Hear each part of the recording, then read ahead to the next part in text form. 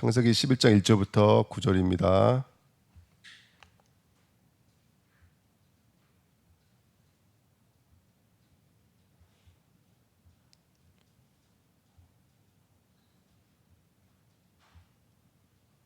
어서오세요. 창세기 11장 1절부터 9절입니다. 같이 읽겠습니다.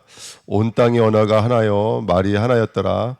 이에 그들이 돈방으로 옮기다가 신할 평지를 만나 거기 거류하며 서로 말하되 자 벽돌을 만들어 견고히 굽자 하고 이에 벽돌로 돌을 대신하며 역정으로 진흙을 대신하고 또 말하되 자 성읍과 탑을 건설하여 그 탑 꼭대기를 하늘에 닿게 하여 우리 이름을 내고 온 지면에 흩어짐을 면하자 하였더니 여호와께서 사람들이 건설하는 그 성읍과 탑을 보려고 내려오셨더라. 여호와께서 이르시되 이 무리가 한 족속이요 언어도 하나이므로 이같이 시작하였으니 이후로는 그 하고자 하는 일을 막을 수 없으리로다. 자 우리가 내려가서 거기서 그들의 언어를 혼잡하게 하여 그들이 서로 알아듣지 못하게 하자 하시고 여호와께서 거기서 그들을 온 지면에 흩으셨으므로 그들이 그 도시를 건설하기를 그쳤더라. 그러므로 그 이름을 바벨이라 하니 이는 여호와께서 거기서 온 땅의 언어를 혼잡하게 하였음이니라. 여호와께서 거기서 그들을 온 지면에 흩으셨더라. 아멘. 기도하겠습니다. 하나님 감사합니다. 오늘도 귀한 새벽에 하나님 불러 모아 주시고 또 함께 은혜 나눌 수 있도록 축복해 주시니 감사드립니다. 말씀을 통해서 신앙을 점검할 수 있는 은혜를 주시고 지금도 싸워야 될 이 영적인 싸움 속에서 하나님이 주시는 영적인 이 말씀을 통해서 무장되게 하시며 영적 싸움에 승리할 수밖에 없는 축복으로 하나님 인도와 이어주옵소서. 감사드리며 예수 그리스도의 이름으로 기도하옵나이다. 아멘. 오늘 우리는 창세기 11장까지 지금 와 있습니다. 또 하나님 주시는 말씀을 통해서 우리가 가야 될 우리의 여정들을 다시 한번 더 찾고 확인하는 복된 시간 됐으면 좋겠습니다. 자 오늘 1번에 보시면요, 오늘 말씀 제목이 우리 이름을 내고 온 지면에 흩어짐을 면하자 하였더니 그랬습니다. 이 말씀만 읽어보시면 우리 이름을 내고 온 지면에 흩어짐을 면하자, 이거 이 땅에서 다 좋아하는 것들이거든요. 우리 이름을 낸다, 우리가 흩어지지 않고 온네스가 된다, 다 좋은 말들이거든요. 그러니까 이런 복음이라고 하는 것은 사람 편에서 생각하면 절대로 안 됩니다. 항상 복음은 어느 편에서 생각을 하셔야 되냐면 하나님 편에서 생각을 하셔야 돼요. 그러니까 우리 이름을 내고, 이게 얼마나 멋있는 말입니까? 흩어지면 면하자, 우리가 하나같이 하나가 되어 살자, 이거 얼마나 좋은 말들입니까? 그러니까 하나님의 뜻이 따로 있고 인간의 뜻이 따로 있다는 얘기죠. 그러니까 왜 우리가 또 예배를 드리고 말씀을 들어야 되냐면 우리의 신앙이 언약 신앙이 되어야 되기 때문에 그렇습니다.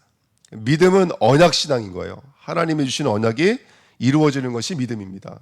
그래서 또 말씀으로 들어가고 또 복음으로 돌아가셔야죠. 자 오늘 이번에 보시면 이게 너무나 참 애통한 이야기인데요. 언약을 잃어버린 후대입니다. 시간이 지나면 또 후대들은 누굴 잊어버리더라는 거예요. 언약을 잊어버리더라는 거예요. 그래서 그 언약의 가치와 복음의 가치가 후대들에게 전달되어져야 되는데 이게 계속 끊기고 있다는 뜻입니다. 오늘 창세기 11장 2절에 오늘 읽었던 말씀이지만 이에 그들이 돈방으로 옮기다가 신할 평지를 만나 거기 거류하며, 신할 평지에서 거류했던 사람들이 있었죠. 그게 바로 창세기 10장입니다.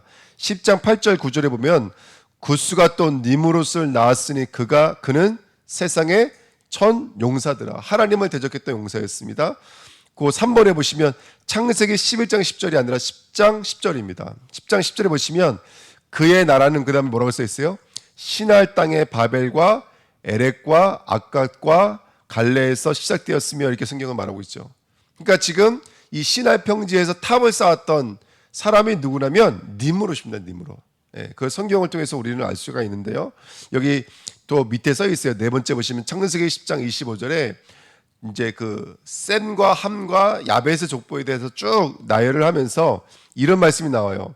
이 에벨은 셈의 후손입니다. 그리고 에벨은 히브리라는 말이 여기서 나오게 됐습니다. 히브리 민족이에요. 강을 건너가다 이런 뜻입니다. 그래서 에벨은 두 아들을 낳고 하나의 이름은 뭐라고 줬냐면 벨렉이라 하였으니, 이렇게 써 있어요. 10장에 25절에 보시면. 근데 이 벨렉의 뜻이 뭐냐면 나뉘다, 이런 뜻이에요. 나뉘다. 그래서 그때 뭐가 나뉘었으며 세상이 나뉘었으며, 이거 어느 시대를 말하고 있는 거냐면 바로 창세기 11장 바벨탑 저주를 말하고 있는 거예요. 바벨탑 저주가 뭐죠? 그들의 언어가 여러 개로 나뉘고 온 지면에 흩어지게 되는 거예요. 그게 오늘 창세기 1장 9절에 있는 말씀, 11장 9절에 있는 말씀인데요. 언제 그런 일이 일어나면 바로 셈의 노아의 바로 4대 후손인 이 벨렉을 통해서 이루어졌습니다. 그러면 이 나이를 계산을 우리가 대충 할 수 있는데 합치면 한 200년밖에 안 돼요.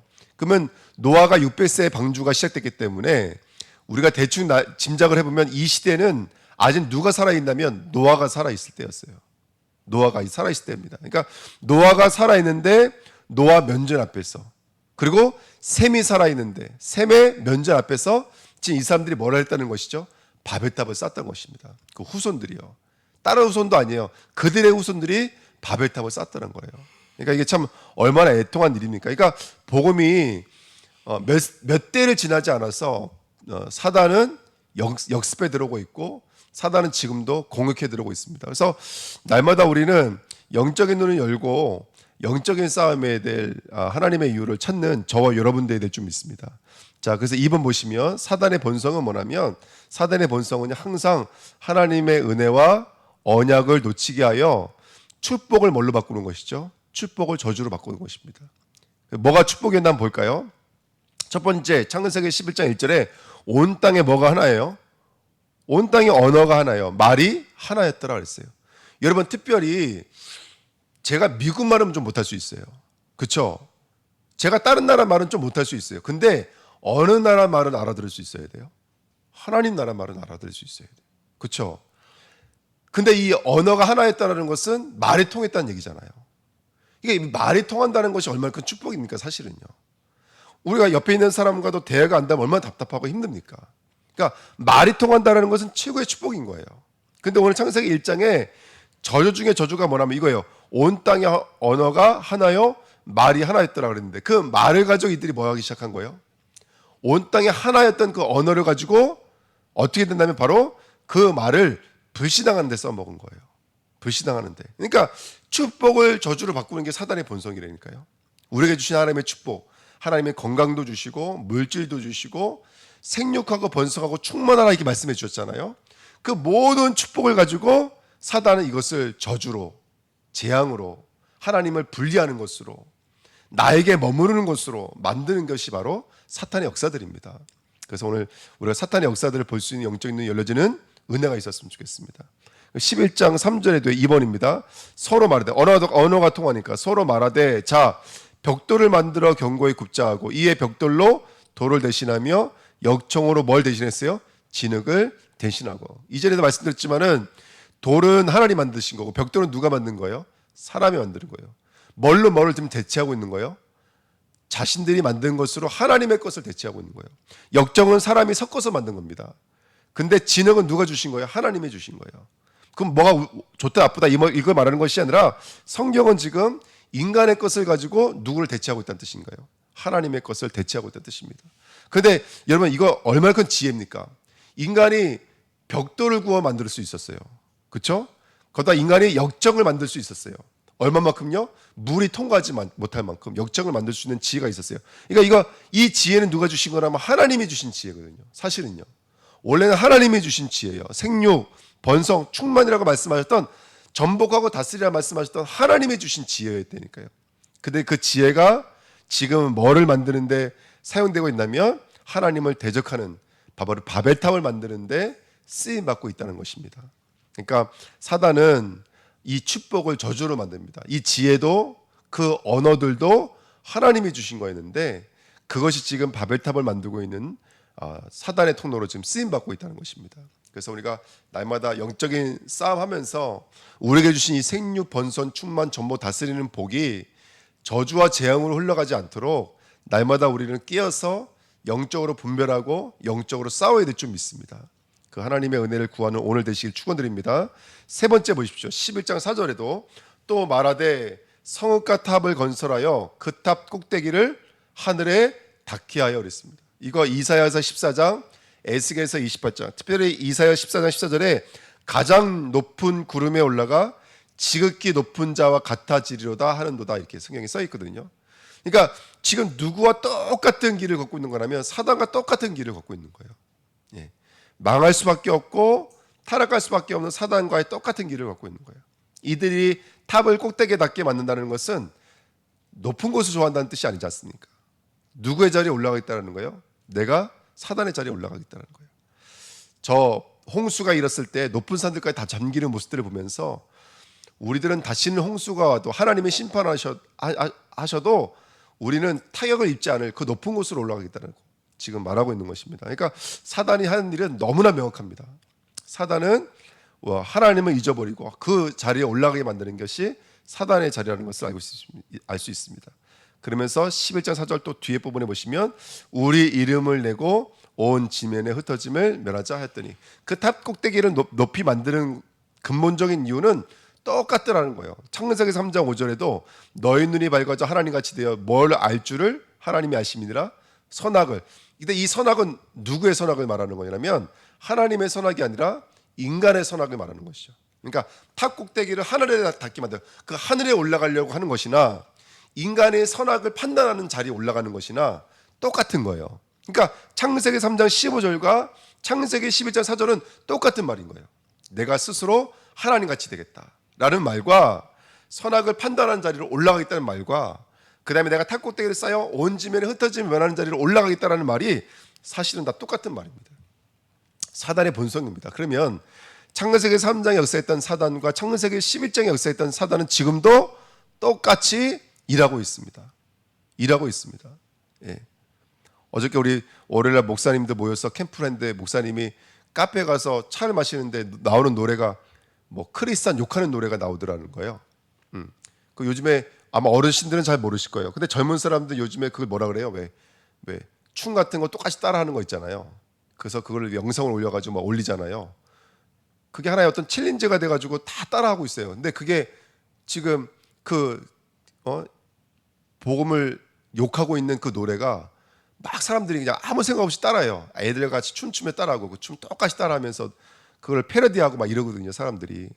이 사단은 아주 교묘하게 그렇게 역사들을 합니다. 사단은 교묘하게 들어와서 창세기 3장에 역사했던 사단은 11장에 역사했던 사단인 창세기 6장에 역사했던 사단은 지금도 와서 교묘하게 똑같이 역사하고 있습니다. 그래서 우리가 날마다 영적으로 깨어서 이 사단과 영적 싸움에 승리를 좀 있습니다. 자, 근데 우리 창세기 한번 이게 쭉 겉핥기만 할 건데요. 3번에 보시면 그런데 너무나 감사한 것은 뭐냐면 근데 하나님이 간섭하시더라는 거예요. 이게 이제 우리가 의지해야 될 은혜입니다. 오늘 11장 5절에 보시면 여호와께서 사람들이 건설하는 그 성읍과 탑을 보려고 내려오셨다. 여기서부터 시작이에요. 항상 하나님이 우리에게 찾아오세요. 우리가 때로는 넘어질 수도 있어요. 우리가 때로는 쓰러질 수도 있어요. 근데 하나님은 찾아오세요. 찾아오셔서 사탄이 하는 대로 내버려두지 않습니다. 죄가 역사하는 그 관영한 일들을 절대로 내버려두지 않습니다. 제가 성경 구절 몇 개만 말씀드리면 창세기 3장 9절에도 여호와 하나님이 아담을 부르시며 그에게 이르시되 내가 어디 있냐. 아담이 떠나가면 하나님을 떠나면 그냥 모른 척하지 않으세요. 하나님은 찾아오세요. 아담이 있는 곳으로 찾아오세요. 출애굽기 3장 8절에도 내가 내려가서 그들을 애굽인의 손에서 건져내고 그들을 그 땅에서 인도하여 이렇게 써 있어요. 자, 내가 내려가겠다 이거예요. 내가 그들에게 가겠다라는 거예요. 오늘도 하나님이 내려오신 것처럼 하나님이 오늘 우리에게 찾아오시는 줄 믿습니다. 근데 믿지 않는 자들과 믿는 자의 차이점은 뭘까요? 빛이 어둠에 빛이 돼 어둠이 자기 백성이 깨닫지 못해요. 근데 하나님의 사람들은 누구냐면 그걸 영접하는 사람들이에요. 영접하는 자, 그 이름을 믿는 자들에게는 하나님의 자녀가 돼요. 근데 이것이 혈통이나 육종이나 사람의 뜻으로 나지 않고 하나님으로 말미암아 난다라는 거예요. 그러니까 은혜를 입은 자들, 저와 여러분들은 우리는 넘어질 수도 있고 쓰러질 수도 있어요. 사단이 똑같이 역사할 수도 있어요. 하지만 우리는 이게 뭐가 중요한 거냐면 하나님이 오시잖아요. 그럼 그 앞에 무릎을 꿇어요. 하나님은 영접을 해요. 하나님의 은혜를 구해요. 이게 바로 신자들의 다른 점이에요.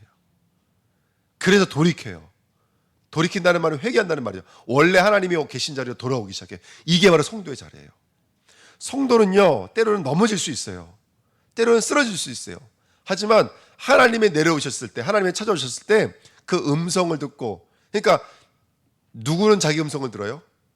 양들은 자기 목자의 음성을 듣는다 그러잖아요. 그게 성도의 다른 점이에요. 성경의 성도는 완전하다, 퍼펙트하다 이렇게 써 있잖아요. 자기 음성을 듣는다니까요. 그게 성도예요. 그게 성도예요.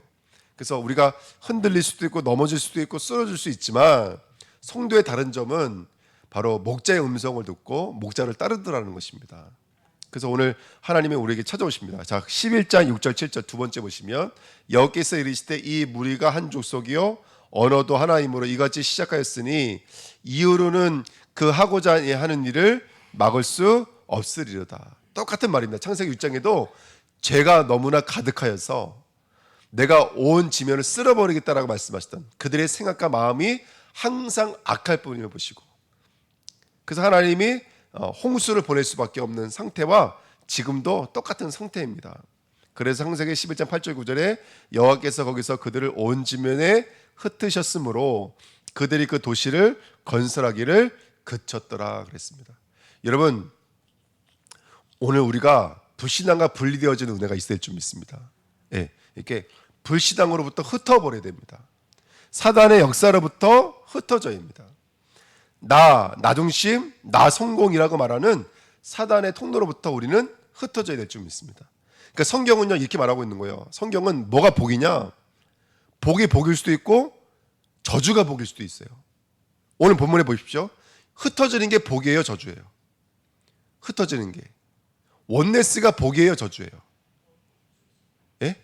원네스는 복일 수도 있고 저주일 수도 있다니까요. 흩어짐이 저주예요, 복이에요? 흩어짐이 복일 수도 있고 저주일 수도 있어요. 그러면 우리의 복은 누구라는 거예요? 우리의 복은 하나님의 복이라는 거예요. 여기 나와 있잖아요. 우리는 원네스 되는 게 복인 것 같아요. 우리는 하나가 되는 게 복인 것 같아요. 근데 때로는 하나님은 흩으신다니까요.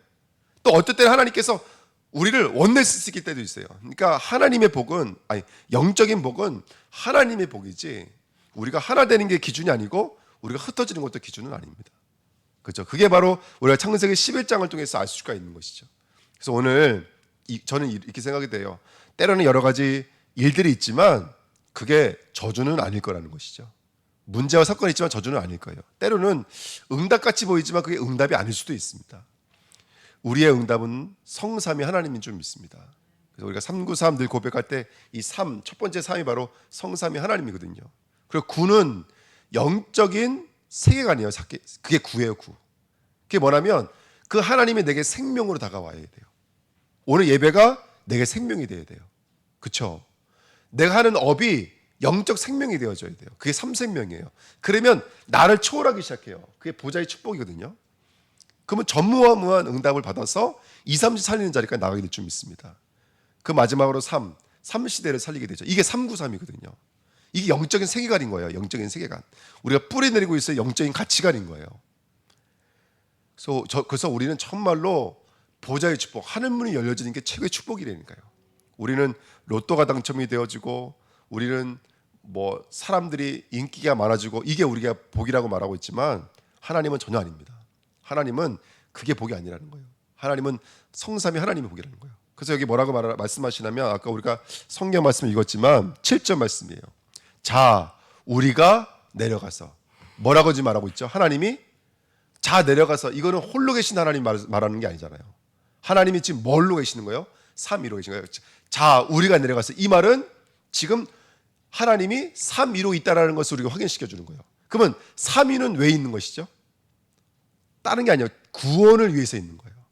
성부가 우리를 구원하기 위해서 누구를 낳았다 그랬어요? 독생자 예수님을 낳으신 거예요. 왜? 그분이 육신의 몸을 입고 이 땅에 오셔서 십자가에서 자신을 우리를 위해 피 흘려 죽으셔야 돼요. 그게 성자예요. 그걸로 끝이 아니라 성령이 각 사람마다 임하여 있으셔야 돼요. 그래서 성부 하나님은 성삼위 하나님 계시는 거예요. 자, 그러면 오늘 7절에 자, 우리가 내려가서, 이 말은 어떤 의도로 말씀하신 걸까요? 하나님이 우리에게 이렇게 완전한 구원을 두고 이 역사를 움직이고 계시다는 얘기인 거예요. 오늘 우리를 향하시는 그 하나님의 그 내려오심, 찾아오심, 오늘도 만나주시고 오늘도 우리가 함께하기 원하시는 그 하나님의 마음, 성삼위 하나님, 이 땅에 십자가를 보내주신 그 하나님, 이 땅에 그리스도를 보내주신 그 성삼위 하나님의 마음을 오늘 있는 자리가 됐으면 좋겠습니다. 그러니까 그걸 확인하라고 오늘 이 7절 말씀에 자 우리가 내려가서 이렇게 말씀하시는 거예요. 이렇게 말씀하실 이유가 없거든요. 하나님이 그냥 내려오시면 그만이시지 이걸 우리가 계시할 이유가 없는 거예요. 근데 딱 이유가 있다면 바로 이 성삼위 하나님이 내가 너희를 위해서 죽을 수밖에 없는 너희를 위해서 대신 내가 십자가를 칠 거야. 이걸 우리에게 약속을 확인시켜 주시는 거예요. 예. 그래서 그때야 비로소 우리 8절 9절에 있는 말씀처럼 온 지면을 흩으셨고 도시를 건설하기를 그쳤고요. 그래서 9장 1절에 이것이 노아에게 주신 복이 지금 이루어지고 있는 거예요. 노아에게 주신 복이 뭐였어요? 9장 1절에 하나님이 노아와 그 아들에게 복을 주시며 그들에게 이르시되 생육하고 번성하고 충만하라 이렇게 말하고요. 그 언약을 확인시켜주기 위해서 뭘 주셨죠? 무지개를 주셨어요. 다시는 내가 심판하지 않겠다. 그래서 지금 이 언약을 하나님이 지키고 계시는 거예요. 만약에 하나님이 또 죄를 봤다면 또 홍수를 또 보내서 심판하셔야 돼요. 근데 하나님이 그들을 흩으셨어요. 그 다른 방식으로 하나님의 그들의 구원의 여정을 이루어 가십니다. 이 하나님의 언약을 정확히 지키고 계시죠. 그래서 영적으로는 우리를 생육하고 번성하고 충만한 자리까지 인도하고 계신 줄 믿습니다. 예, 자, 네 번째입니다. 아까 계속 시간이 지나니까 후대들이 어떻게 되는 거예요? 타락하더라는 거예요. 그 어떻게 될까요? 우리의 족보는 언약의 족보로 연결되어 될 줄 믿습니다. 내게 아들을 주신 이유는 복음 전하라고 주신 거예요. 대를 이루라고 주신 것이 아니라 복음을 전하라고 주신 줄 믿습니다. 아멘. 그래서 네 번째입니다. 하나님의 새로운 추적과 새로운 시작입니다. 셈의 족보를 주신 거예요. 셈의 족보. 그래서 오늘 11장에 보시면 이 셈의 족보가 쭉 나오잖아요. 그렇죠? 그다음에 맨 밑에는 그 셈의 족보를 통해 누가 오냐면 데라의 족보가 옵니다. 데라는 누구냐면 바로 아브라함의 아버지입니다. 그러니까 지금 하나님은 그렇게 타락하고 있는 이 시대를 바라보면서 계속해서 지금 뭘 두고 역사하고 있다는 거예요? 아브라함, 믿음의 조상인 아브라함을 보내서 그 가문을 통해 내가 누구를 보내겠다는 거예요? 바로 예수 그리스도를 보내겠다는 거예요. 그래서 마태복음 1장에 아브라함과 다윗의 계보 예수 그리스도를 말하고 있잖아요. 하나님은 그 타락하고 있는 백성들에게 셈과 대라를 통해서 누구를 보내시겠다는 거예요? 그리스도를 보내시겠다는 하나님의 언약이 지금 이루어지고 있는 줄 믿습니다.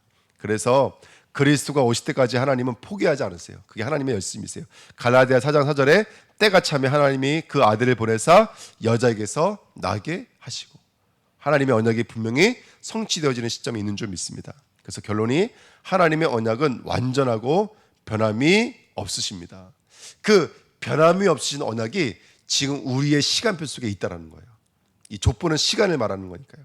그래서 오늘도 그 하나님의 언약을 기억하시면서 담대히 우리 여정을 가시는 저와 여러분 됐으면 좋겠습니다. 오늘 이 새벽에 나눴던 이 말씀이 우리의 믿음의 고백으로 주님 앞에 나아갔으면 좋겠습니다. 예, 기도하겠습니다. 하나님 너무나 감사드립니다.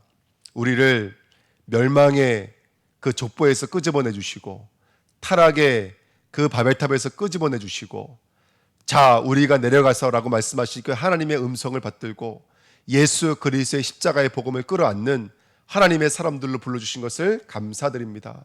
하나님 다시 한 번 더 성령의 말하게 하심을 따라 그 흩어졌던 우리 언어가 하나가 되게 하시고 하나님을 만나게 하시고 하나님이 주신 그 복음의 뜻이 우리의 뜻이 될 수 있는 귀한 자리로 인도받도록 이 시간 역사하여 주옵소서. 감사드리며 예수 그리스도의 이름으로 기도하옵나이다. 아멘.